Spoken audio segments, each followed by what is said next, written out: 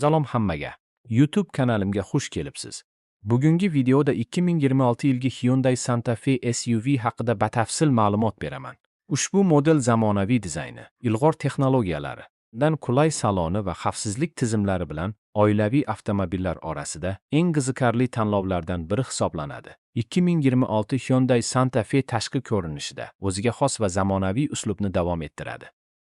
Va old qismidagi katta radiator panjarasi, H shaklidagi LED kunduzgi chiroqlar va to'liq LED faralar avtomobilga kuchli va jozibali ko'rinish beradi.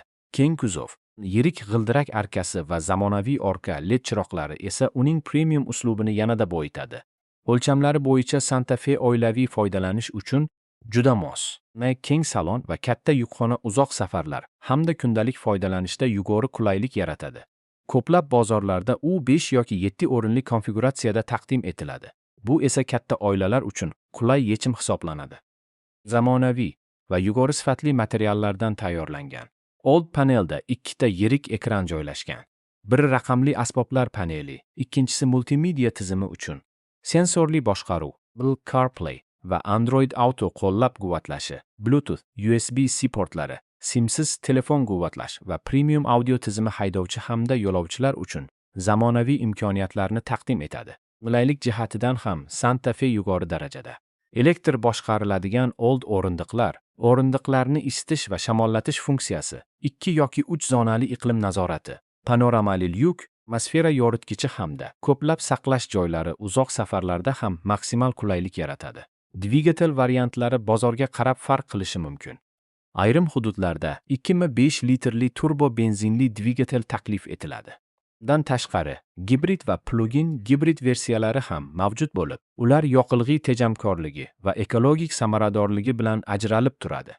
Sifatida avtomatik transmissiya qo'llaniladi va ayrim versiyalarda to'liq g'ildirakdan tortish tizimi mavjud bo'lib, u qor, yomg'ir va notekis yo'llarda yanada ishonchli harakatlanishni ta'minlaydi.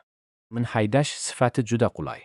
Osma tizimi yo'ldagi notekisliklarni yaxshi yutadi. Rul boshqaruvi aniq va avtomobil yuqori tezlikda ham barqaror harakatlanadi.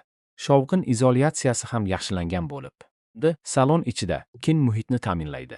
Xavfsizlik tizimlari Hyundai SmartSense texnologiyalari bilan boyitilgan.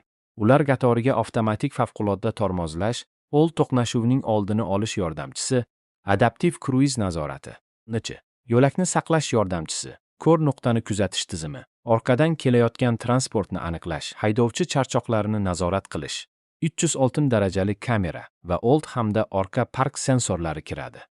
Ko'plab xavfsizlik yostiqchalari ham yo'lovchilar himoyasini oshiradi. Yukxona hajmi kundalik ehtiyojlar va uzoq safarlar uchun yetarlicha katta. Ikkinchi va uchinchi qator o'rindiqlar buklanganda yanada keng yuk maydoni hosil bo'ladi. Bu esa katta yuklarni tashishni osonlashtiradi. Afzalliklari sifatida zamonaviy dizayn, keng va qulay salon, ilg'or multimedia tizimi, kuchli xavfsizlik texnologiyalari, gibrid variantlarning mavjudligi, yoqilg'i tejamkorligi va oilaviy foydalanish uchun mosligi ko'rsatish mumkin. Kamchiliklari esa ayrim yuqori komplektatsiyalarning narxi nisbatan balandroq bo'lishi. Uchinchi qator o'rindiqlari kattalar uchun uzoq safarda biroz torlik qilishi va ayrim bozorlarda barcha dvigatel variantlari mavjud emasligidir. Umuman olganda, 2026 Hyundai Santa Fe zamonaviy dizayn, yuqori qulaylik, ilg'or texnologiyalar va kuchli xavfsizlik tizimlarini birlashtirgan muvaffaqiyatli oilaviy SUV hisoblanadi. Agar siz keng salon, zamonaviy funksiyalar va ishonchli harakatlanishni taklif qiladigan avtomobil izlayotgan bo'lsangiz, ushbu model e'tiborga loyiq tanlovlardan biridir. Kanalimga obuna bo'lishni unutmang va har kuni yangi videolarni o'tkazib yubormaslik uchun qo'ng'iroqcha tugmasini ham bosing.